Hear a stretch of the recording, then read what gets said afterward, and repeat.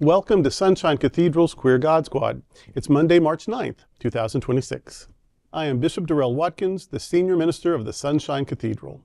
With me today are Bishop Robert Griffin, my husband, and the Reverend Dr. Ann Atwell.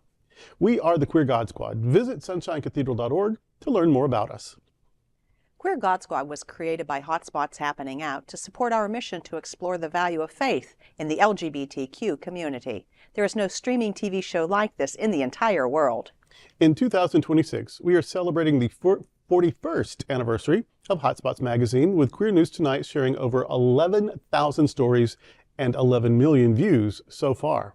We are the largest nonprofit LGBTQ media organization in America, and we encourage you to support our mission to inform, entertain, and educate our community and allies. We are proud to announce that Hotspots Happening Out is a beneficiary of the Florida AIDS Walk. Funds raised will be matched dollar for dollar in support of Hotspots Happening Out HIV policy reform and educational programs, including the MSM conference.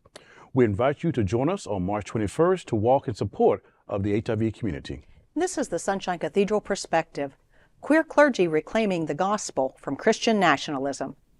An article from The Advocate titled 17 Queer Clergy Taking the Gospel Back from Christian Nationalism profiles a group of influential LGBTQ+ faith leaders who are actively resisting the fusion of American state power with conservative religious ideology. These clergy members argue that Christian nationalism, characterized by exclusion, white supremacy, and the weaponization of religious liberty, is a distortion of the gospel's true message of radical inclusion and liberation. The theologians named in the article included gay Baptist minister Paul Raushenbush, the president of the Interfaith Alliance, and the great-grandson of 19th century social gospel leader Walter Raushenbush. Lesbian feminist theologian Carter Heyward, one of the first 11 women priests in the Episcopal Church. Yvette Fluder, who preaches a liberation gospel. Bishop Deon Johnson of the Episcopal Diocese of Missouri. Bishop Gene Robinson, the first openly gay priest to become an Episcopal bishop. Broderick Greer, a theologian who exposes white Christian identity as an obstacle to social justice. Micah Busey, a minister at Judson Memorial Church in New York City who uses art and satire to protest joyless nationalist theology.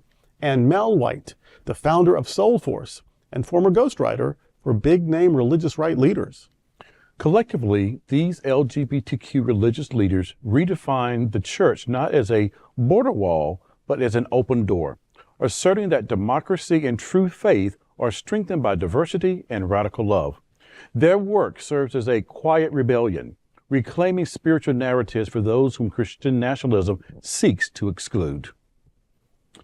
You know, I love that this is a collective approach. And it reminds me of a thought that it's just not one individual that fighting this cause. There's a collective group of conscious thinking that is happening that is really combating this, this nationalism evil. Yeah. I was trying to guard my words, but this nationalistic evilness that has kind of spread like hot grease over America, and that we are reminded that there, as queer voices, we have a voice, mm-hmm. and B, we have something to say. And these 17 folks, and I'm sure there's others as well, but these 17 queer leaders, most of whom I know them all, but most of them, but just like it's a good reminder that our voice is heard, our voice is there, and we're doing critical theological thinking. Not just pulling stuff out of somebody's place, but mm-hmm. critical analysis have been made around addressing what these folks are put out there spewing as nationalists and as Christian, which, those are things that just doesn't go together. Mm-hmm. So I'm just glad to see that, these folks, these queer folks, mm-hmm. these out queer religious leaders who are prominent in queer history, to be honest, for some of the things that they have achieved in their lifetime, are taking a stand and saying, this is who we are, and our voices are being added to this conversation.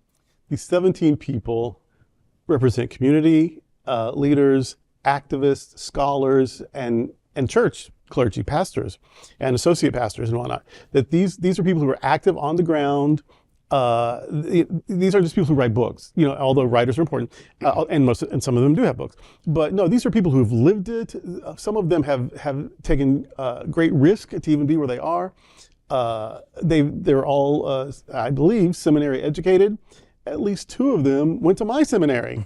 they went first. Walter Raushenbush and Carter Heyward are both Union Theological Seminary graduates. So these are, but also I want to point out that they're living. But there were people who before them that were also doing the work. Some of them have built on, because Gene Robinson was the first out person to become an Episcopal bishop. But the first bishop to come out was Otis Charles, and who after he came out still was involved in ministry. He retired as a bishop and then became dean of a seminary, and that's where he came out. And so yes, Gene was the first out person to become bishop, but Otis was the first bishop to come out. And I think that's important, that it's been in 2 steps. And who knows if someone could have done what Gene did if someone like Otis hadn't done what he did. You know what I mean? Troy Perry, the founder of the Metropolitan Community Church movement, he's still alive. He's 85, but he's still doing his thing, and he still speaks prophetically. I remember Carl Bean, he's no longer with us, but again, out there. He went from Motown to ministry and did a really, really great job. So, and John McNeil, Roman Catholic priest, booted out by Ratzinger himself, later known as Pope Benedict. And but he became a refugee at the Sunshine Cathedral. His remains are in our columbarium right now. Co-founded Dignity in New York, wrote a lot of queer theology books, 4 or 5, and former seminary professor and therapist. I mean, but he came out, and because of coming out, got booted out of the priesthood. And so yeah, there's our living heroes, and there are our former heroes that we've built upon their work. And what I love is that these theologians, some Bible scholars, but a lot of theologians, are showing you that there are different experiences of God, different ways of understanding God, different ways of talking about God, all as legitimate as the next, because we are talking about the unprovable and the unknown. And so why we ever just ceded it to the people who have the least generous, most cruel, least inclusive images of the divine, okay, you get to have that because we're basically just making it up anyway. But these people are saying, but that's not the only way to make it up. That we can trust our bodies and our experience. Most of these are liberation, queer, feminist, womanist theologians that value the body and value personal experience. And so yes, instead of just someone saying, if the Bible says it, it's true, and these people are telling us what the Bible says, and they're telling us how to interpret it, and it's all about cultural influences, and we're not even that culture anymore, and language, idioms, and metaphors that we don't speak anymore, but they're going to tell us what it's all about, and that because they say it comes from the Bible, we have to believe them. And here's this whole generation, actually it's been going on for 2 or 3 generations now, of these theologians coming up and saying, the Bible's one thing, but it's not of much use if we divorce it from reason and if we don't apply critical thinking to it. So there is the Bible, but there's also reason, there's also historical views, but white history isn't the only history, so there's lots of historical views, and there's my lived experience, there's my ideas, there's my body that matters. All of that goes into experiencing and talking about the divine. And without these leaders and heroes, a lot of us might not know that. And I appreciate that it's in The Advocate, which has a very broad readership in the queer community. It reaches a large audience. And so we can share, these people can share, that there are queer clergy who are seeing these things. We are paying attention, we're speaking out, we're making it happen. So people know, pick up The Advocate, you're going to get some really, really good information. Good. No. I just also want to say about Bishop Flunder. She is a liberation preacher and a dynamic preacher, really pretty fabulous preacher.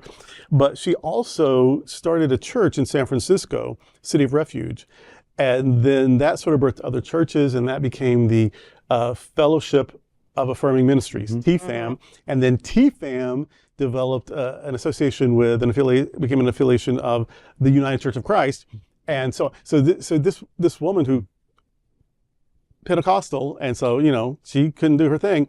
She maintained her spirituality, but just built a ministry, and then that has grown and grown and grown. So yeah, now we know her as this amazing liberation preacher, but she's been preaching in pulpits, not just not just a guest on MSNBC or something.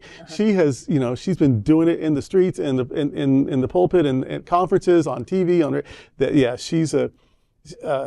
she is someone who has lived her faith as a queer person of color, called minister. She's good friends with William Barber. In fact, he's now a bishop in her organization. But yeah, it's these people. They're not just telling you what they've worked out with their intellect. They're telling you how they've lived their lives and how they've benefited from these liberative theologies. So yeah, these are prophets and worth listening to. And one of it's so busy, we tried to get one of them to come to be at Sunshine Cathedral this year, Dr. Carter Heyward, and we was doing an interview with her on another program, and she says, I'm kind of busy right now, boys. I'm here in North Carolina, y'all know what's going on. And so she's actually booked for next year, but these are people who are still very active in their ministry. They're not, Dr. Carter Heyward was my professor in seminary at Episcopal Divinity School. And so these are people who, they may have transitioned from one work experience, but they have not left the fight for justice, especially for LGBTQ justice. And so I just appreciate all of them. Definitely all heroes. Yep. I studied with Carter also, but Robert was her graduate assistant. So how about some of that? All right. And that's today with the Queer God Squad. And before we go, we want to remind you about the Cathedral Pub.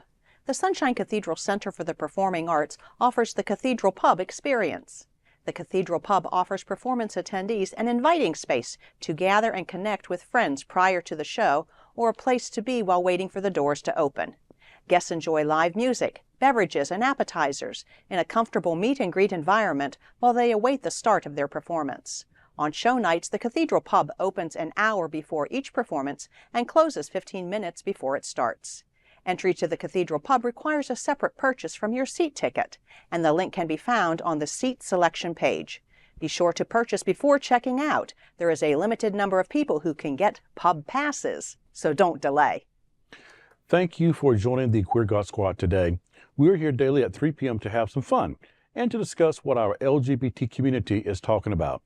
Please like and share this and other episodes of the Queer God Squad. Sunshine Cathedral is the world's leading progressive queer church.